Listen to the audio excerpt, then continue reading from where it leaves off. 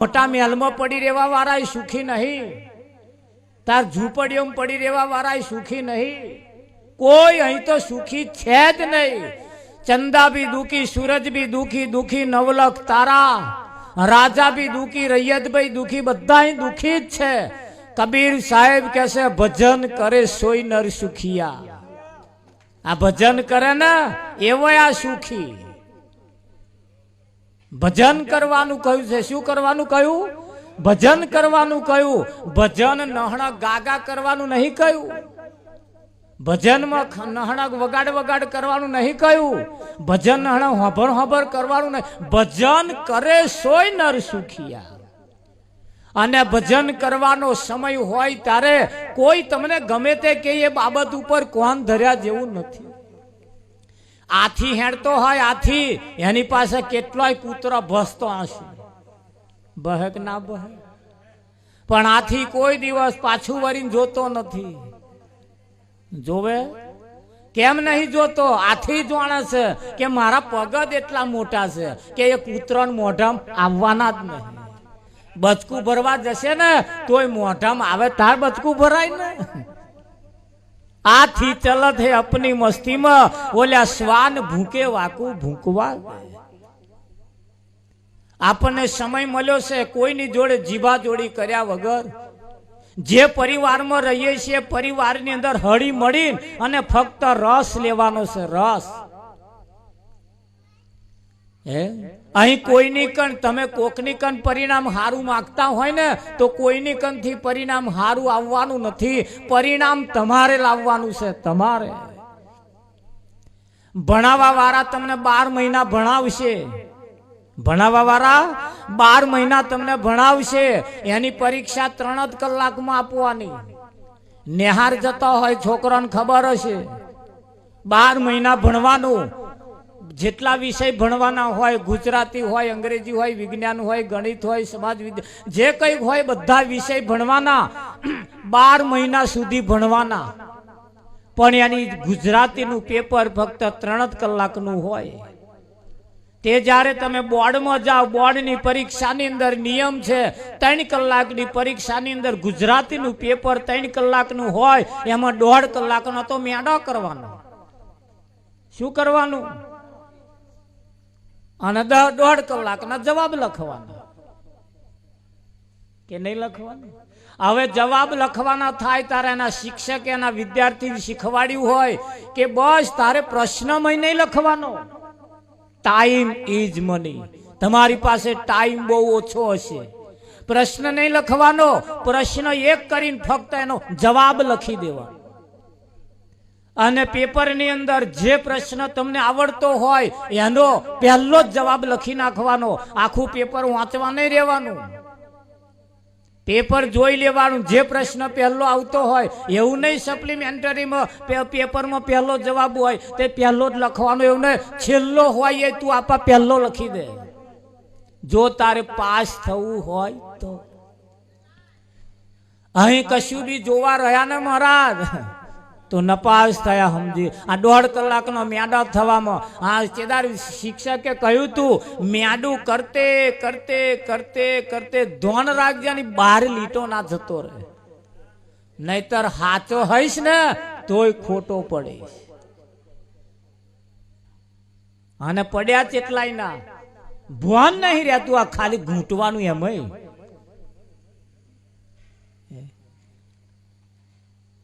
એટલે 12 મહિના ભણવાનું, એની પરીક્ષા 3 જ કલાક આપવાની, 1.5 કલાકનો મેડો કરવાનો, 1.5 કલાકનો લખવાનો, તોય કેટલા લાલ્યા નપાસ। બોલો 10માનું રિઝલ્ટ લઈને લાલ્યો ઘેર આવે, એના પિતા ખુરશીમાં બેઠા હતા। એના પિતાએ પૂછ્યું બેટા શું કહ્યું સાહેબે? કે સાહેબે એવું કહ્યું કે તારે નવી ચોપડીઓ નહીં લાવવી પડે, નવી ચોપડીઓ નહીં લાવવી પડે। કે નવી ચોપડીઓ ના લાવવાનું કહ્યું તા કે હા, કે જૂની જૂની ચાલશે કે। એના પિતા સમજી ગયા, સમજદાર હતા, મારો લાલ્યો ફેલ થયો એટલે જૂની ચાલશે ને। હે ખરું કે નહીં? એટલે કશું બી જોવા રહ્યા વગર કોક શું કરે છે જોવાની જરૂર નથી. આપણે શું કરવું છે એ હવે એના મુદ્દા ઉપર આપણે આવી જાવ. અત્યાર લગીને બધું બહુ જોયું બળદેવ, કોક શું કરે છે અને લોકોનું જોઈ જોઈને જ આપણે કરીએ છીએ. આગળ વાળાએ બટકાડ્યું એ આપણે કરીએ છીએ. હજુ તો આપણે વિચાર્યું જ નહીં આ કેમ કરવાનું. આગળ વાળા ટોપીઓ પહેરતા હતા, તાર કોણ ટોપીઓ પહેરે? આગળ વાળા ધોતિયો પહેરતા હતા, કોણ પહેરે? બધા ના જવાની કાઢી નાખશો. આ બધામાં ચેન્જ થઈ ગયું, પણ આ માનવાનું ને એમાં હજુ ચેન્જ નહીં થયું. બીજું બધું ચેન્જ થઈ ગયું, પણ આ જે માનવાનું નહીં એમાં હજુ ચેન્જ થયું નહીં. એટલે વિચાર કરવાનો સમય આવ્યો છે. હવે કોકે બટકાડ્યું એવું જ મોન કરવાનું એવું નહીં. હવે વિચારીને સમજી વિચારીને માનવાનું કે હારું અત્યાર લગીને અંધારેમ બાથોડા જ માર્યા છે ને. હવે જાગવાનો સમય. અને એ આ સત્યનારાયણની કથા એટલે સાચા નારાયણની કથા આજે તમારી સમક્ષ ચાલુ છે. અને આ કથા સાંભળશો ને અને આ જ કથા જીવનમાં ઉતારશો ને તો તમારું કલ્યાણ થશે. બાકી વાંગરો ચાટે પેટ ભરાવાનો નહીં. કરતા હોય કરતા રહેજો, આપણી કોઈ ના નથી. પણ સમજદાર કોઈ ઈશારા કાપી છે. જાગવાનો સમય આવ્યો, તારા માટે તે શું કર્યું? બીજાના માટે નહીં, હવે પોતાના માટે કરવાનું આવ્યું છે.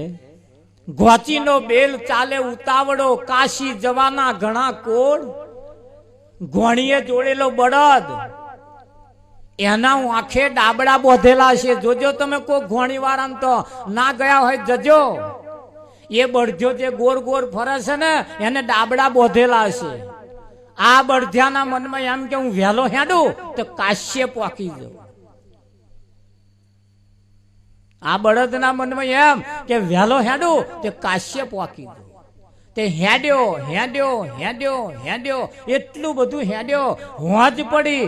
ઘોણીએ બળદ છોડ્યો તાર એ ડાબડા જ્યારે પેલા એ કાઢ્યા ને તાર જોયું તા તો હતો તોનો તો ગમોણીમાં ગમોણીમાં કે અત્યાર લગીને આ બધું હેડ્યો એ ગયું તો, પણ આ ગોર ગોર ફર્યો. તું કઈ ફર્યો? ગોર ગોર ફર્યો. કઈ ફર્યો? આ આપણા વાળાએ જે છીલા રોપિયા લ્યા છે ને ત્યાં આગળ ગોર ગોર જ ફરીએ છીએ આપણે. કે નહીં ફરતા? લીલી લે મળીએ છીલો રોપ્યો મારા જો. પેલા આયા એવા બેહી ગયા કે નહીં બેઠા? અહીં આયા એવા એ જ લીલી લેમડીએ વાળા છીલા બેઠા છે કે નહીં બેઠા? એટલે હવે હવે હવે આવું આ બંધન તોડવાનો સમય આવ્યો.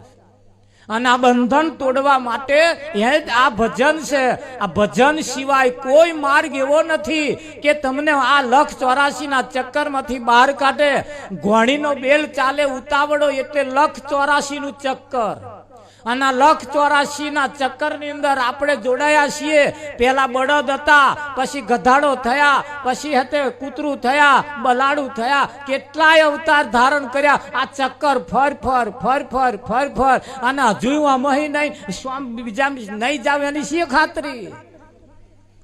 આ ઘોણીએ જોડેલો બળદ્યો છે કે નહીં? હા, પણ બળદ્યો કોને કહેવાય? એ નાથ મોયડી વિનાનો નર બળદિયો, એને પલોટે પોસરો થાય, પલોટે પોસરો થાય. નાથ મોયડી વિનાનો નર બળદિયો, એને પલોટે પોસેરો થાય. અહીં આવીને પલોટાઈ. જે પલોટાયા, જેના ઉપર જુહરી મેળવામાં આવી અને જેના ઉપર જે પલોટાયો ને એ ખાલી આમ ઈશારે હેડે. કેવો હેડે? આમ ખાલી અછોડો ખેંચી દો. જો ચા ના બદલે મને કહેજો. પણ પલોટેલા હોય એવયા આ ના પલોટેલા હોય એ શું ચા બદલે એમ સમજો તમે આ ખૂણે હી પહેન ચિયાય ખૂણે ન્યા કરે આ પલોટ્યા વગર આપણે જોણે ગુગમણો જ ગયો છે ને ના કેટલાય શ્યામાળા ફરતો ફરતો ફરતો ફરતો આખું ગામ ગજવીને ઘેર આવે કેટલાય એમના નામની ફરિયાદો આવે કેટલાય હા ઉગતા છોડવા ઉપાડી નાખ્યા મારા બેટા પગલો મેલી મેલી મેલી અનાથ મોયડી વિનાનો નર બળદિયો કોણ છે આ બળદિયો જેને કયો છે આ મન જે છે એ બળદ છે આ મનને પલોટાવો ના જ્યાં સુધી કોઈ સંતમાં પુરુષ પાસે જઈ એ ના પલોટાય ત્યાં સુધી આ એવું ને એવું મન રહેશે આ ભજન કોને સંભળાવવાનું છે મનને સંભળાવવાનું આ શરીર બચારું નિર્દોષ છે શરીરે કોઈ ગુનો કર્યો શરીર કોઈ ગુનો કરતું જ નથી હે પણ આ મન ના હોય ના લટકા મટકા કરે મનને બધા અભરખા પડ્યા છે મન ભજ્યું ખાવાનું મન થયું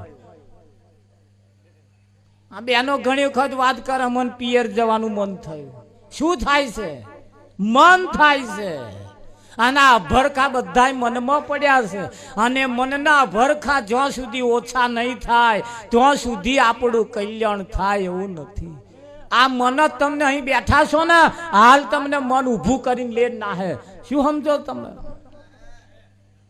એનામાં એક ખાલી એવો વિચાર આવી જાય ને હમણાં તમને લે હેડ ભાઈ ઘેર કહેવાય ના રે મનમાં ખાલી એક વિચાર એવો આવી જાય ને તરત તમને ઊભું કરીને લઈને હેડે હેડે કે ના હેડે હા આ મનને જ મોટો ભીમ કયો છે આ મન જ તમારું બાબરિયો ભૂત છે એ બાબરિયા ભૂતને પેલા રામદેવે માર્યો તો આપડા ઉભા છે એનું શું છે કે નહીં એટલે આ મન જે છે એ મોટો મોટો ઝાડવાય પણ ઉખાડી નાખી દે અને આ મન જો તમે ગમે તે કોમ હોય એ કોમ જો તમને તમે મનને હોપો તો થઈ જતો વાર નહીં લાગે એ કોમ તમે તમારા મનને હોપો એ કોમ ક્યારે પૂરું થઈ જાય એનું કશું નક્કી નહીં હા કેમ કે મનને હોપો ને એટલે મન એનું એને નવરું પડવા હતું ગમે તે કોશિશ કરે અને વહેલું પતાઈને આવી જાય કે ના આવી જાય આ બાજરીઓ વાઢવા વાળાને એટલું કહો જાવ અડધી ઓર વાઢીને તમે ઘેર જો હવામાં 5 વાગ્યાના ઉઠીને ના વાઢી જાય મને કહેજો અને રોજમાં બોલાવો રોજમાં તો હવામાં 9 વાગે આવશે અને કાપ્યું ઉભો રહેશે પાછો વાળશે ઉભો રહેશે તાપ બહુ પડે પણ આલો ઉચ્ચક આટલી ઓર પાડી આ મનને આલવાની ઓર આલો એટલે ક્યારે વાઢીને જતું રહે એનું કશું નક્કી નહીં હા કોઈ ના આવ્યું હોય તે મોરે ઓરમ બેઠા હોય એટલે મેં કોઈ 4 વાગ્યાના કે મહારાજ પછી તાપ બહુ થાય કે પણ આ મનને આપવામાં આવે એ મન એવું કામ કરી નાખે તમારે વાર ના લાગે અને એટલે જ કહ્યું છે મન વગર મોડવે ના જવાય મનની જરૂર છે કોની જરૂર છે મનની જરૂર છે